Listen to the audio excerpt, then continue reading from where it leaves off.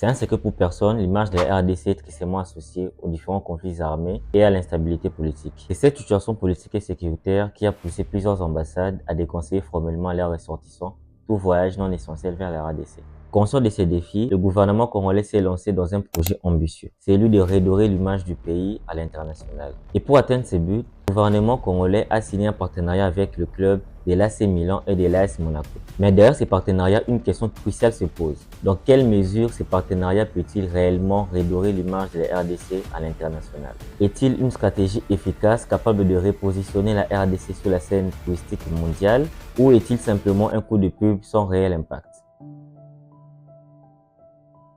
Une mauvaise réputation est un obstacle énorme pour un État. En effet, il est une des causes majeures de la perte d'attractivité touristique, mais aussi un frein à l'investissement privé qui est l'un des leviers non négligeables pour le développement économique et social d'un pays. Et d'un point de vue touristique, les sources d'informations qui forgent l'image de marque d'une destination et auxquelles les touristes se réfèrent pour décider ou non de se rendre à un lieu dans le cadre de leur voyage, il y a les articles de presse, les reportages audiovisuels, les recommandations de bouche à l'oreille des amis, mais aussi, comme je l'ai dit précédemment, les avertissements des différentes ambassades. Dans le cas de la RDC, ces sources d'informations contribuent grandement à véhiculer une image négative du pays en le présentant comme un État instable, raison pour laquelle le gouvernement congolais espère, à travers ces partenariats, repositionner l'image de la RDC. De ces partenariats est né un concept, une idée, un narratif et un positionnement. Explorer la RDC au cœur de l'Afrique, au cœur de vos aventures.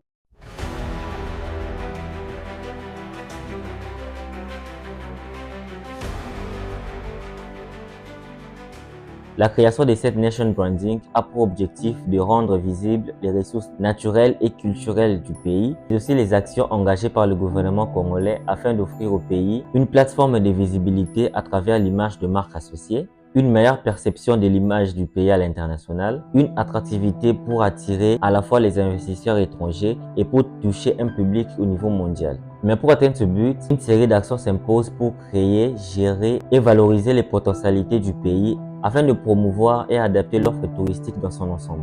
Ce processus d'identification et d'anticipation des besoins des touristes étrangers est ce qu'on appelle du marketing de destination. Si on doit citer ces différentes actions, on peut retenir premièrement la question de la coordination. Parce que l'offre culturelle est une expérience globale qui procure à la fois des bénéfices fonctionnels, c'est-à-dire les touristes étrangers devront par exemple utiliser les moyens de transport locaux, recourir aux hôtels et aux différents hébergements, mais aussi aux différents services de communication et d'information. Mais elle procure aussi des bénéfices hédoniques.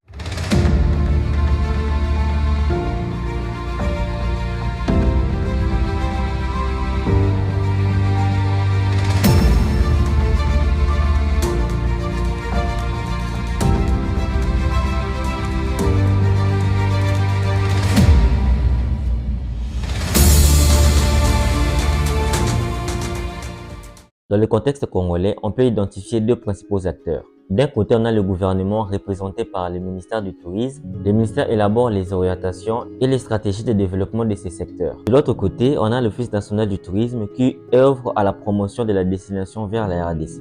Il est également chargé à l'aménagement des sites touristiques et à la sensibilisation de la population locale à l'accueil des visiteurs. Une dynamique de coordination a d'ailleurs commencé à se mettre en marche. Le ministère et l'Office national du tourisme se sont engagés à travailler en synergie pour faire de la RDC l'une des principales destinations touristiques au sein de la sous-région. Deuxièmement, il y a la question du financement. Le financement peut être d'origine publique quand il provient de l'État, mais il peut également être privé.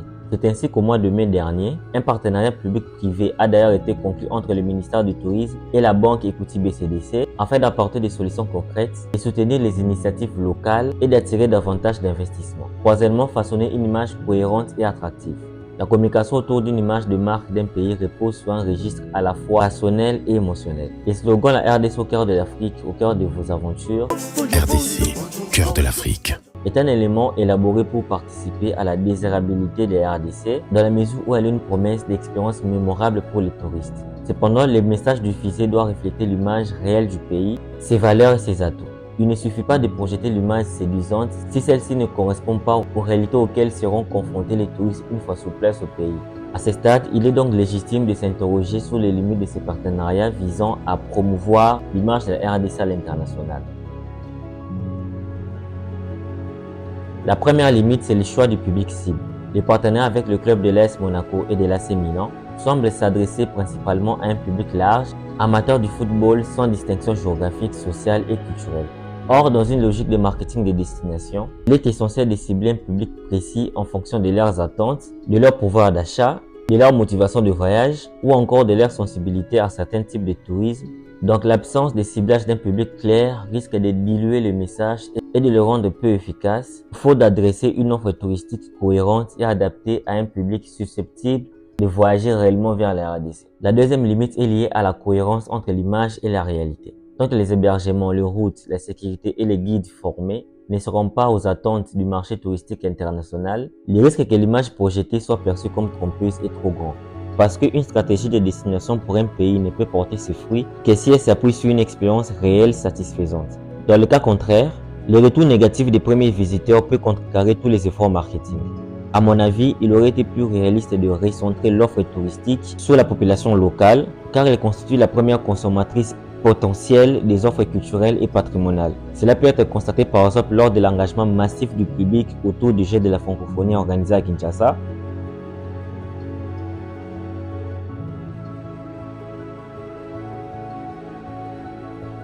qui démontre que la population locale est une cible dont les segments répondaient aux différents efforts marketing mis en place dans le cadre de la promotion de cette activité. Ça aurait été mieux de capitaliser cet élan et développer des offres touristiques adaptées aux Congolais eux-mêmes, tant en milieu urbain qu'en milieu rural, en tenant compte de leurs attentes, de leur pouvoir d'achat et de leurs besoins en termes de reconnaissance culturelle. Et puis il y a la diaspora congolaise qui constitue un public stratégique qu'il convient de considérer comme la première cible à l'international. La diaspora congolaise manifeste de plus en plus un intérêt pour les formes de tourisme de redécouverte et de réappropriation culturelle et identitaire. Voilà pourquoi je pense qu'il aurait été favorable de mobiliser les grandes figures de la musique urbaine congolaise afin de promouvoir le tourisme pour atteindre la diaspora dans une perspective de marketing d'influence, tout comme on peut aussi atomiser l'offre touristique et identifier les créateurs de contenus locaux et de la diaspora qui voyagent à travers les RDC et qui partagent leurs expériences afin de leur proposer un partenariat qui leur permettra de promouvoir la RDC de manière authentique avec leur audience. Les partenaires entre la RDC et les différents clubs européens, certes, c'est une opportunité d'attractivité,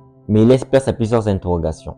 Est-ce que ça aurait été mieux qu'il soit l'aboutissement d'une stratégie orientée vers les populations locales et la diaspora congolaise? À ce stade du projet, il est difficile de mettre un avis tranché. Merci d'avoir consacré du temps à regarder cette vidéo. Je vous donne rendez-vous prochainement.